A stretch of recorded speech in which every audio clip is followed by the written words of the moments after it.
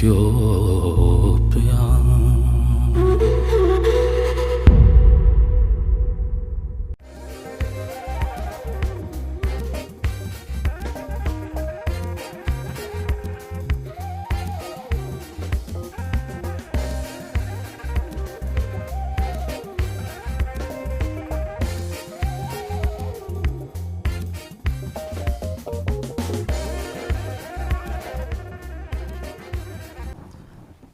ያኔ ተገናኝተን ከተለያየን በኋላ ሶሻል ሚዲያው ላይ በጣም ብዙ አዋራዎች ተነስተዋል።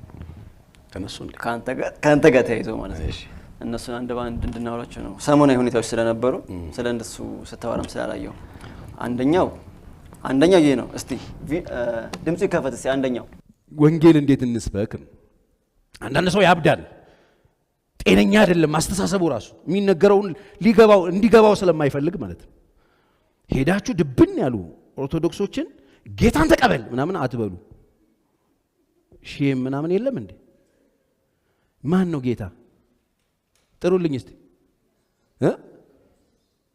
ምን ነው ድምጻችሁ ጠፋ? ኢየሱስ ነው አይደል? ኢየሱስ የለም እነሱ ጋር። እንደሱ ነው የምታምኑት? በጣም ተረጋጉ። ወንጌል እንሰብካለን ብለው በጣም ብዙ ሰው እያበላሸ ነው። ምንድነው? አሁን እሁድ የጀመርነው ትምህርት አለ። ተቀላቅሎ እንዴ መድኃኒዓለም ማን ነው? አማኑኤል ማን ነው? ማርያም ማን ናት?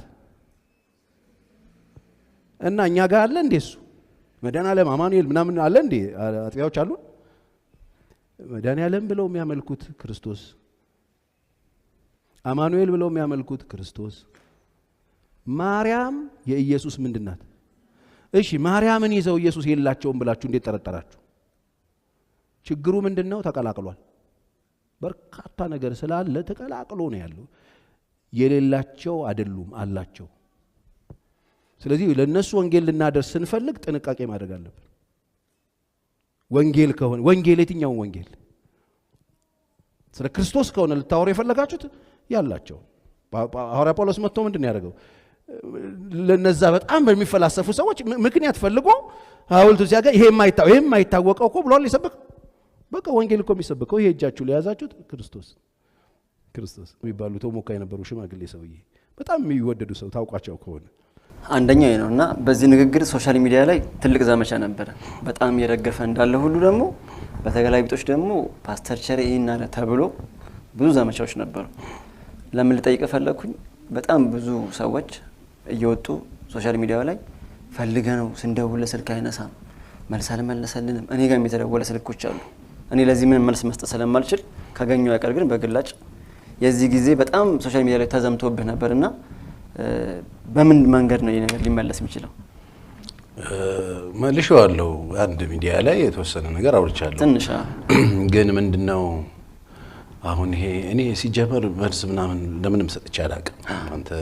አንተ ነገር ስለሆነ እንግዲህ አሁንም ደግሜ የምለው ነገር ይሄ መጥበብ ነው። አሁን የመጥበብ የሚያመጣው ይሄ አቧራ ነው። ብዙ ሰዎች ይጠቡና እውነተኛ ቤት ብቻ ነው ብሎ የሚያስቡ ሰዎች አሉ። እውነት ተከፋፍሎ የተቀመጠ ነው፣ በየቦታው አለ። እውነተኛ ሰፈር ነው ብቻ ብሎ የሚያስቡ ሰዎች እዛ የለም ብለው ያምናሉ። የሚያሳዝነው ነገር እኛ ቤት ያለው እውነት እናንተም ቤት አለ። ስለዚህ ከዚህ አንፃር ነው የተናገርኩት። በጣም እውነተኛ የሆኑ ክርስቲያኖች ክርስቶስን ድብን አድርገው የሚሰብኩ አስገራሚ ሰዎች አሉ። እኔ ሰሞኑን ማህበረ ቅዱሳን ጋብዘውኝ ከነሱ ጋር ነበርኩ።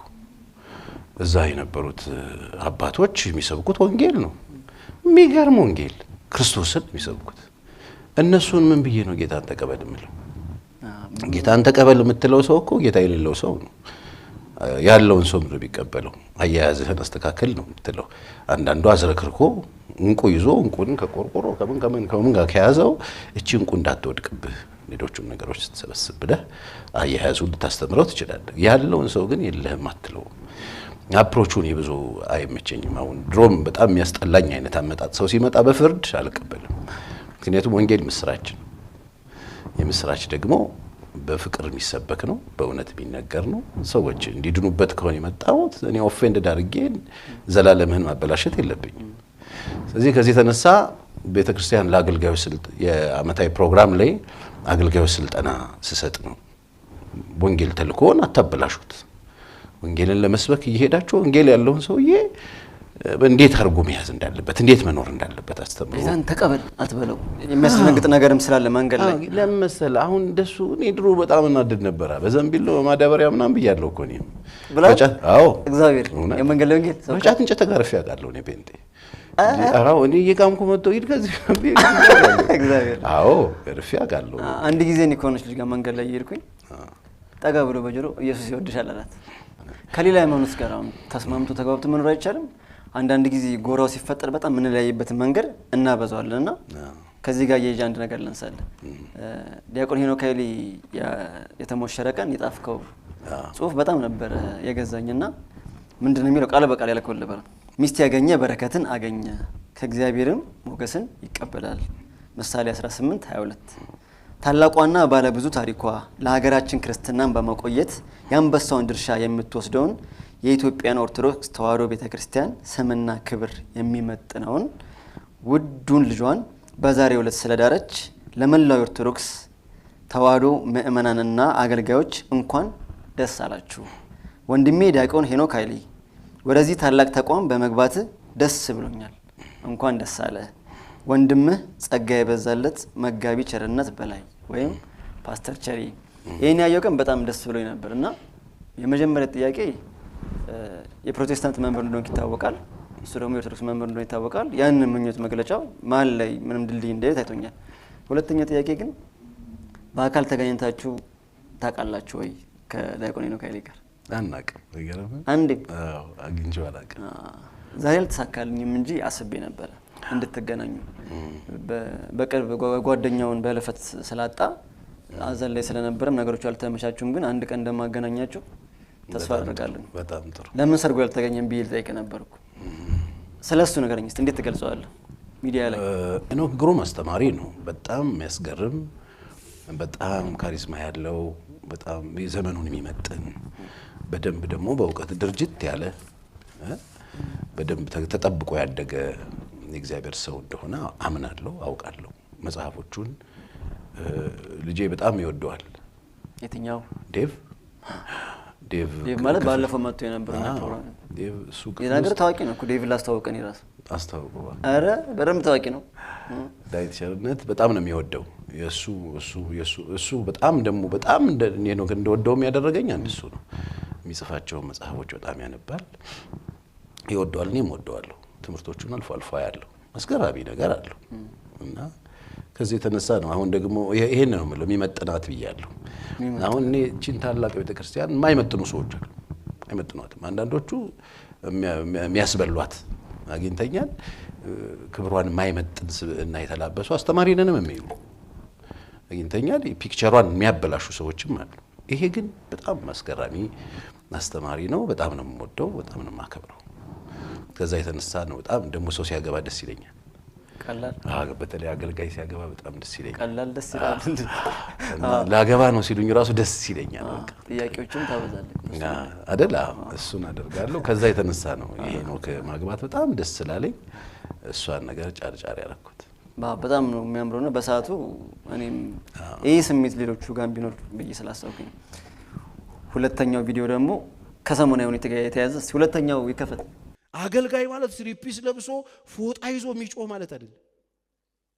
አገልጋይ ማለት ሻሎም ሻሎም ሻሎም ሰፊ እጅ ይዞ እኮ ፈተና እኮ ነው ዘንድሮ። አገልጋይ ማለት ሻሎም ሻሎም ሻሎም እያለ በቪዲዮ ስክሪን ትልቅ እጅ ሻራው ራሱ ፋብሪካ የተሰራ ሻራ ይመስል ማለት ይዞ በመጣው ቅዱሳን ላይክ አድርጉ፣ ሼር አድርጉ፣ ጠብ አድርጉ። አሁን ይሄ ሊዘጋ ነው እስቲ ፍራንክ ምናምን። ይሄ አገልጋይ አይደለም። ይሄ ለማኝ አይደለም። አገልጋይ እግዚአብሔርን ወክሎ የሚሰራ ነው እንዴ! አገልጋይ አይደለም ይሄ። ሻሎም ሻሎም ጤነኛው እንግዲህ ሻሎም እንዴት እንዲያስጠላኝ እንዳደረጉኝ እንዳትጠይቁ። ምድረ ዱርዬ ተነስ ሻሎም ሻሎም ይላል። ሻሎም መጀመሪያ ለራስ ሻሎም ሻሎም ሻሎም ይላል እንዴ! ሂድና መጀመሪያ ለራስ ሻሎም፣ ለሚስትና ለቤት ሻሎም ሁን። ሻሎም ሻሎም እዚህ ስክሪን ላይ የምታዩት አድራሻ ባንክ አካውንት እዚህ ፍራንክ ሌባ። አንደኛው ንግግር ይሄኛው ነበርና አሰብኩት በኔው ሻሎም ሰላም ኢትዮጵያ ከሱራፌል ጋር ነው ሰብስክራይብ አድርጉ ያላችሁን ጣል አድርጉ ያልኩ ነገር ነው ያሰብኩትኝና ምን ሲባል ነበር እቺ ነገርም አሽሙር ነች ብዙ ሰዎች ሲሉ ነበርና ያው ጊዜውን ስናየው ቀደም ከኢትዮጵያ ኦርቶዶክስ ቤተክርስቲያን የሚያስበላው ሰዎች እንዳሉ ነው ከዛኛው ወገን የሚያስበላው አሉ በያስባለውና እቺ ነገር አሽሙር ነች እና በዚህ መንገድ ላይ ያሉ ሰዎች ነውና ቀጥታ እንደተናገር ካላቀምና ያው መጠየቅ አላቆም ብዬ ይሄም አገልጋዮች ስልጠና ላይ ነው አገልጋዮችን ነው የትሬንድ ያልኩ ያሰለጠንኩ ነው ያው አሁን ኢትዮጵያ ውስጥ ያለው ወንጌል አገልግሎት በሚያሳዝን ሁኔታ እየወደቀ ዋጋ ያጣ እማኝነት ያጣ ክብር ያጣ ያለበት ጊዜ ስለሆነ እኔ አቅሜን በስራ ያሉትን አብረውን የሚያገለግሉ አገልጋዮችን አመታዊ አገልጋዮች ስልጠና ተዘጋጅቶ በዛ ስልጠና ላይ አገልጋዮችን ያሰለጠንኩ እና አሁን ያለው ከረንትሊ ያለው ችግር ይሄ ነው ሰዎች ወንጌልን እንዳያምኑ ወይም የእግዚአብሔርን ቃል እንዳይሰሙ የሚከለክለው መሀል የገባ የሰዎች ልምምድ አለ ከልቶች አሉ ጤናማ ያልሆኑ ነገሮች አሉና እነሱን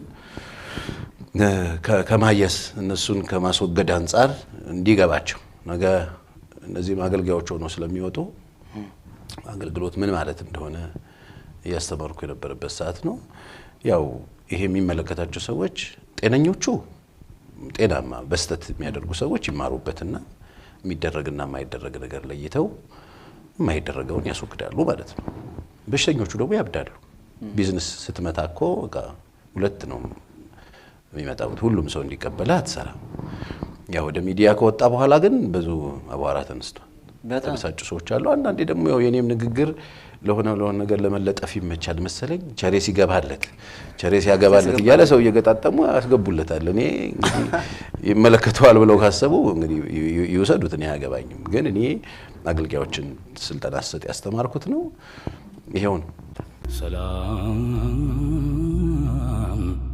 ኢትዮ